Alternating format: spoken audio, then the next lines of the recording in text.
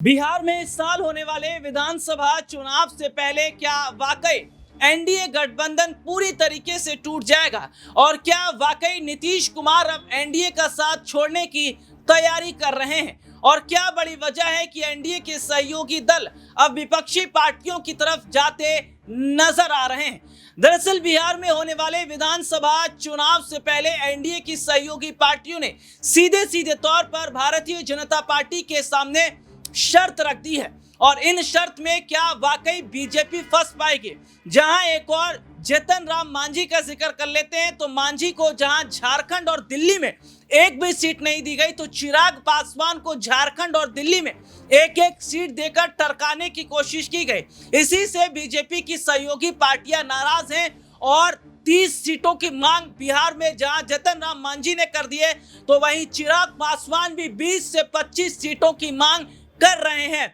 हालांकि बीजेपी ने अभी कुछ भी नहीं कहा है और जाहिर तौर पर यह देखा भी जा रहा है कि बीजेपी की सहयोगी पार्टियां अगर बीजेपी से अलग हो जाती हैं तो क्या इसका नुकसान बिहार के विधानसभा चुनाव में एनडीए को उठाना पड़ेगा। लेकिन बिहार में जिस तरीके से आरजेडी का जिक्र कर लेते हैं तो अभी हाल ही में तेज प्रताप यादव का एक बड़ा बयान जो सामने आया जिसमें तेज प्रताप यादव ये जाहिर तौर पर कहते नजर आ रहे हैं कि बिहार में सरकार भी बदल रही है और नया मुख्यमंत्री भी बदल रहा है तो क्या विपक्ष अब बिहार में मजबूत होता नजर आ रहा है। लेकिन जिस तरीके से नीतीश कुमार बीजेपी की कई बड़ी बैठकों से दूरी बना रहे हैं, दिल्ली आते हैं लेकिन बीजेपी की मीटिंग में शामिल नहीं होते, बिहार में कार्यक्रम होता है उस कार्यक्रम में शामिल नहीं होते, इससे ये जाहिर तौर पर भी पता चलता है कि क्या नीतीश भी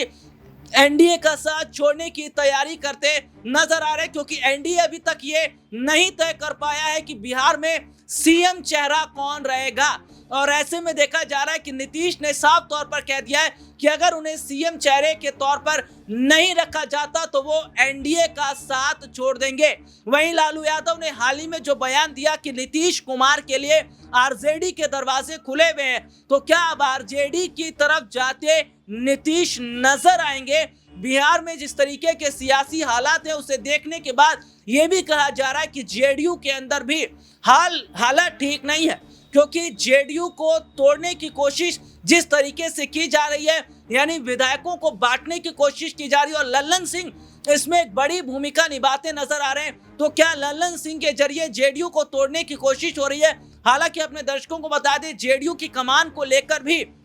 जो हालात इस वक्त के बने वे जाहिर तौर पर बताते हैं कि क्या जेडीयू की जिम्मेदारी लल्लन सिंह खुद अपने हाथ में लेना चाह रहे हैं। अभी फिलहाल ये भी देखा जा रहा है कि जहां नीतीश कुमार अपने बेटे निशांत को जेडीयू से टिकट देकर चुनाव लड़वाने की तैयारी कर रहे हैं तो वहीं अब धीरे धीरे निशांत भी बिहार की राजनीति में अब एक्टिव होते नजर आ रहे हैं। फिलहाल ये देखना होगा कि क्या आने वाले समय में निशांत चुनाव लड़ते हैं या नहीं लड़ते हैं। लेकिन कहीं ना कहीं मौजूदा समय के अंदर बिहार के विधानसभा चुनाव से पहले एनडीए जिस तरीके से फंस गया है और विपक्ष बिहार में जिस तरीके से मजबूत हो रहा है उसके बाद ही देखा जा रहा है कि क्या एनडीए का जो बड़ा नुकसान है इसका विपक्ष बड़ा फायदा उठा सकता है और सीधे तौर पर अगर जेडीयू बढ़ जाती है तो क्या इसका नुकसान नीतीश कुमार को होता नजर आएगा।